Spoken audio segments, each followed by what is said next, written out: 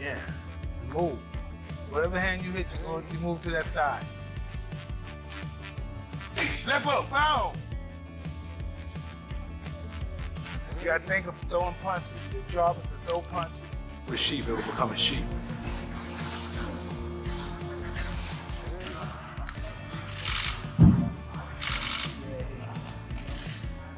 Anthony Joshua is reportedly sharpening his game alongside Mike Tyson as he prepares for his upcoming showdown with Jake Paul.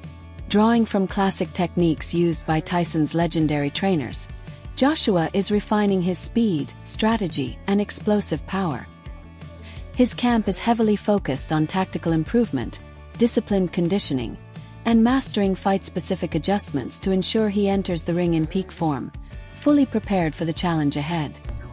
Coming forward, punching to the body with his Anthony Joshua shared how Mike Tyson's power and discipline deeply inspired him, leading AJ to adopt Tyson-style neck and shoulder exercises in his training. He says these targeted drills boost strength, stability, and punching force, proving how learning from legendary fighters can directly elevate and shape his own approach in the gym. Neck exercise I got from Mike Tyson. A lot of wrestlers do this. Quite dangerous actually. Physios don't like this type of stuff, but it's good for neck conditioning. It's called neck bridges, and it's flexibility and strength at the same time. So it's a really good exercise if you... Mike Tyson praised Anthony Joshua as an exceptional fighter and advised him to stay active. He stressed that consistent ring time sharpens skills, boosts confidence, and keeps a boxer performing at their absolute peak. What do you give to somebody like AJ? That he has a lot of talent and not to get discouraged. He only loses when he quits. When you quit, all the doors of opportunities close. You know what I mean? You have to be game, and then don't get discouraged if you lose. Listen, you just lost. You may have got $30 million. I just think the more time you lay off, the worse you get. You have to fight constantly. To be the best, you have to do. Anthony Joshua is pushing hard in camp, incorporating key elements of Mike Tyson's iconic style. He's added specialized neck rolls and strength routines to boost resilience and power while sharpening his conditioning, speed, and technique. These targeted workouts aim to elevate his punching force, agility, and endurance, proving AJ's full commitment to refining his craft and dominating in the ring.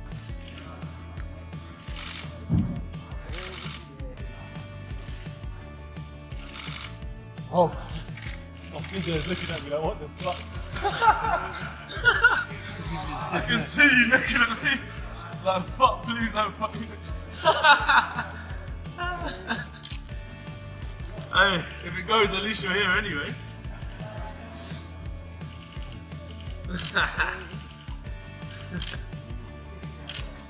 You know, 43,000 tuned in. Oh, I started this shit. Just do you want to set up the vision table with the flats on? Anything. Get it back up. Easy.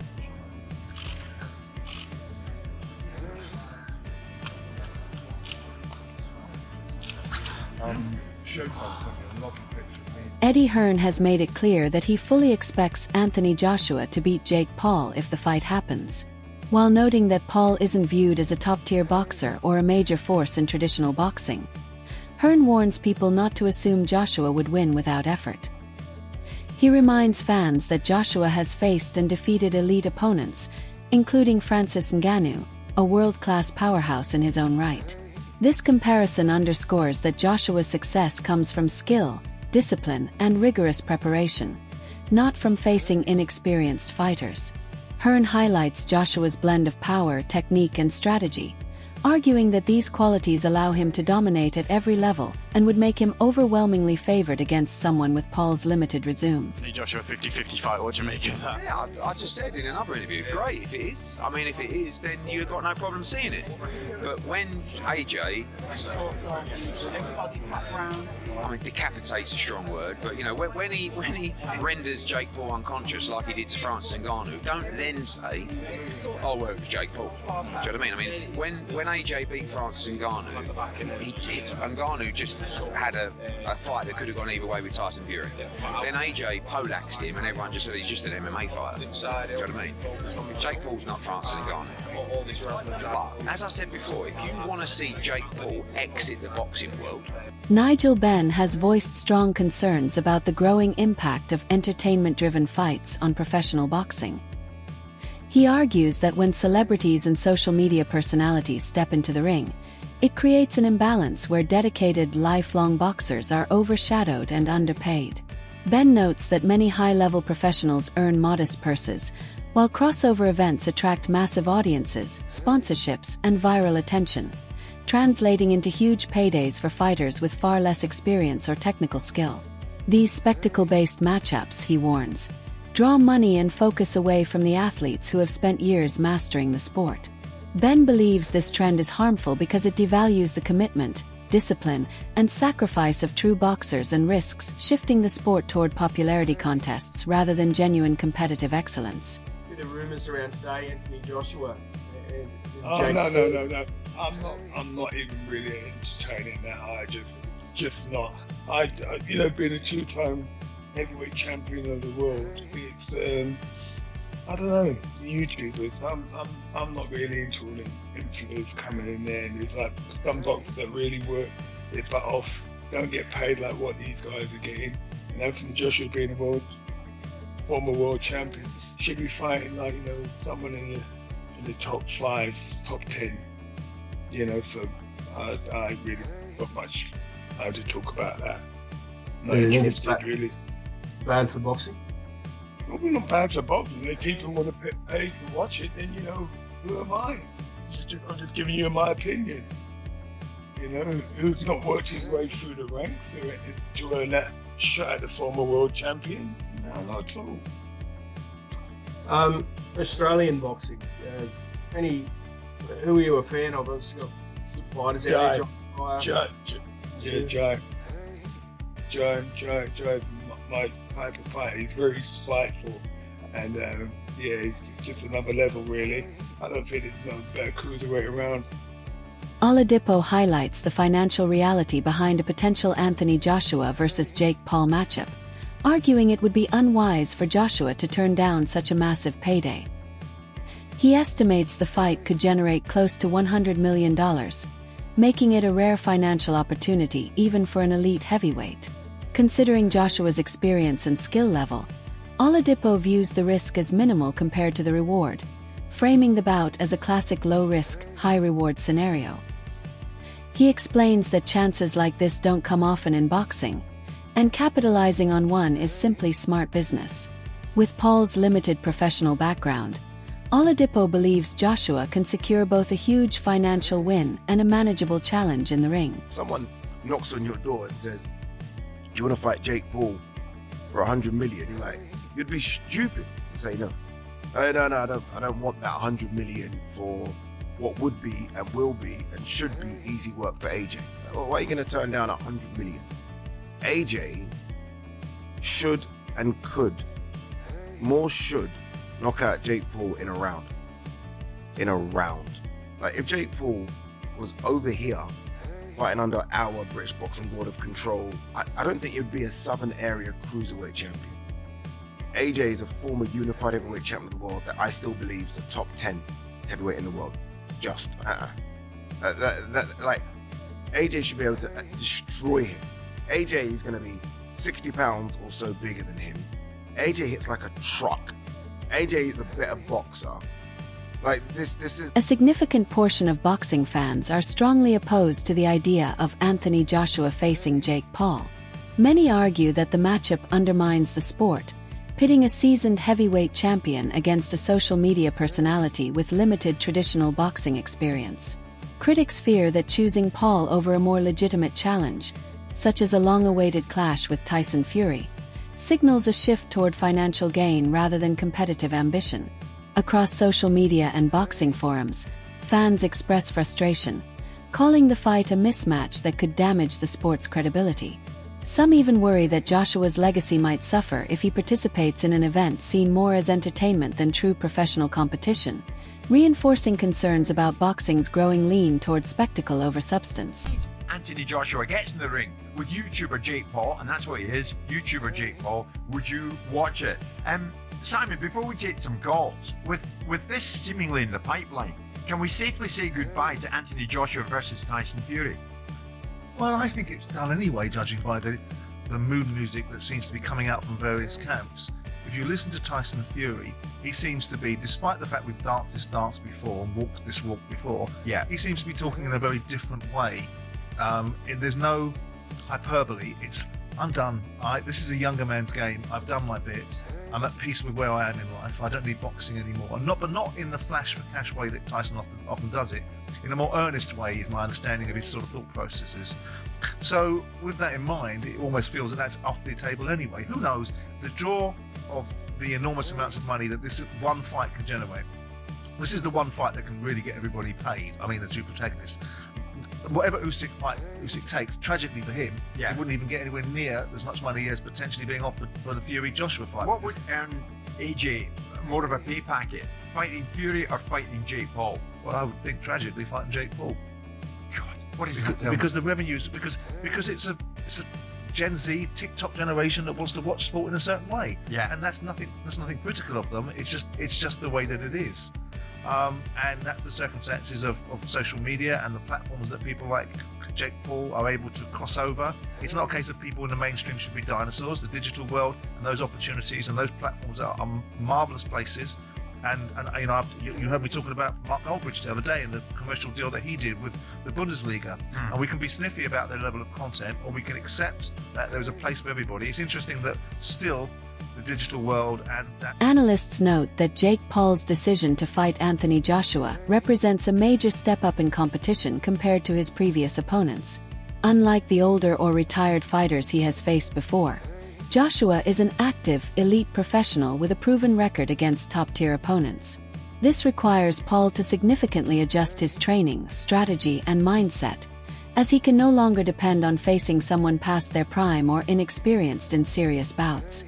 While Paul remains the underdog, analysts suggest this matchup offers a true test of his skills and a chance to demonstrate real growth in the ring. Maybe even bigger than the Mike Tyson fight.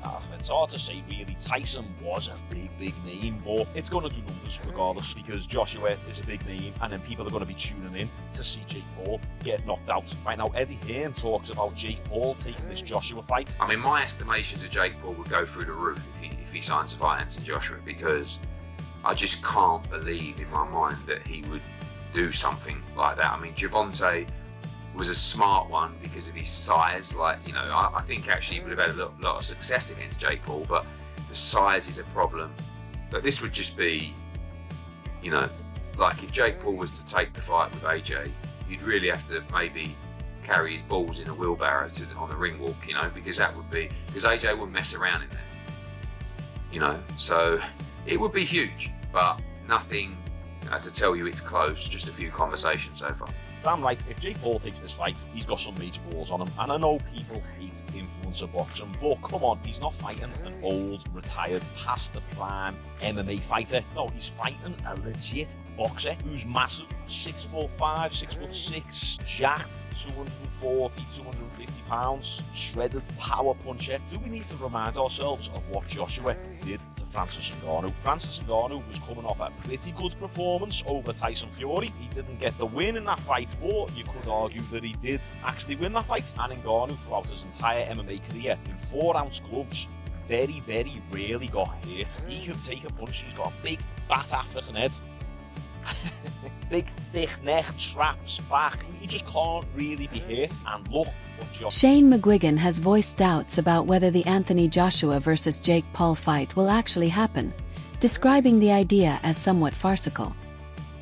He questions the practical and logistical challenges that would need to be overcome for the bout to take place.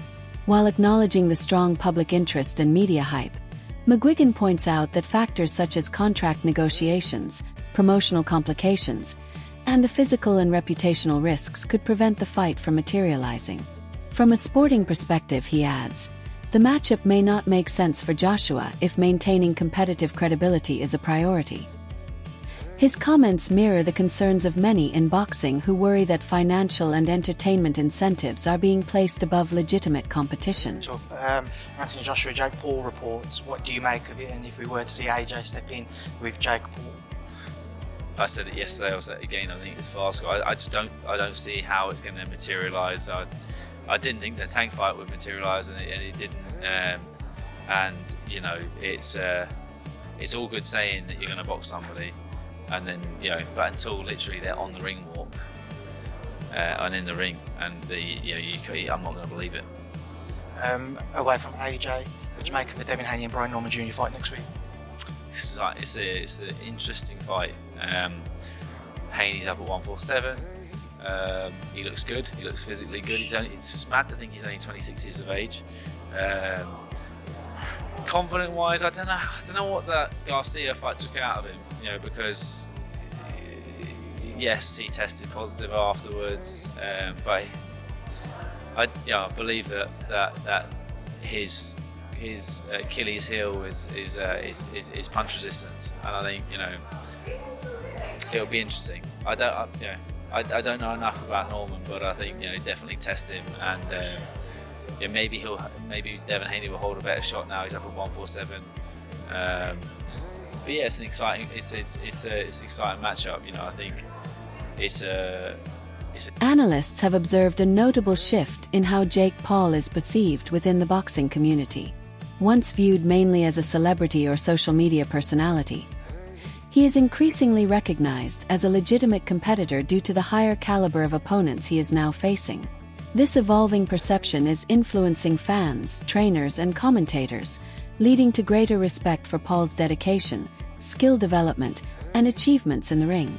Analysts emphasize that while this does not place him on the same level as elite fighters like Anthony Joshua, it marks an important step toward credibility and demonstrates that Paul's efforts are being taken more seriously within professional boxing circles. It was the Anderson Silva one, where Anderson Silva had like one sick round where he's like, whoop, whoop, doing it, but Anderson Silva does and missing everything and cracks him and whatever, and then he just like the next few rounds he's back to like just getting his butt kicked by Jake Paul and walking around, doesn't look the same. But again, I don't think these guys are actually getting dropped to like faking. I think Jake Paul actually has that kind of power. I just feel like they kind of know the deal. Okay. Yeah, we're gonna fight. We're gonna fight. I make a lot of money. You make a lot of money, not as much money as me, but you make more money than you ever would. So you take it. It is what it is. But I don't know. Kind of sucks to see all these legends really like of the sport. Like you don't want to see that. You don't want to see this guy is losing to freaking Jake Paul. I will say I loved everything about the Tyson fight in the lead up, and then as I'm actually watching it, I'm like, this is actually fucked up. My bad. Yeah, it's like senior. Even when he turns around on camera. People are starting to take Jake Paul more seriously, recognizing his rigorous training, study of boxing techniques, and willingness to face challenging opponents. This shift has important implications for his career, as growing acknowledgement of his skills could help him secure tougher opponents and higher profile fights in the future. Analysts note that while Paul is still developing as a boxer, the increased respect he now receives represents a significant change in perception, signaling a turning point in how crossover fighters are regarded within the professional boxing community. He probably knows some other stuff like how much Anthony Joshua made. Is he in debt? Does he have to do? They know these. There's an outside motivation to want to do it. Yeah. And then that's probably why guys like Tyson or whatever would be like, well, yeah, I need to pay some bills. Let's do it. It also gets their name back out there, in a big way. And it has to be a big enough name that people are interested at all. Yeah. And I think at this point, Jake Paul is taken a little more seriously than before. Like if it was the first fight, I think it's a lot different. But then at this point, I think it's more like, oh yeah, it's a thing. It's an exhibition. It's a model. This has got to be big money because even Anthony Joshua's last fight that he lost, he reportedly earned about 25 million pounds. And when he fought Francis Ngannou in March, he approximately made $50 million. Wow. So like rumor mill has it so that Jake Paul is set to potentially Jake Paul might earn 92 million. That's a wrap for today's video. Stay tuned for more updates and insights next time.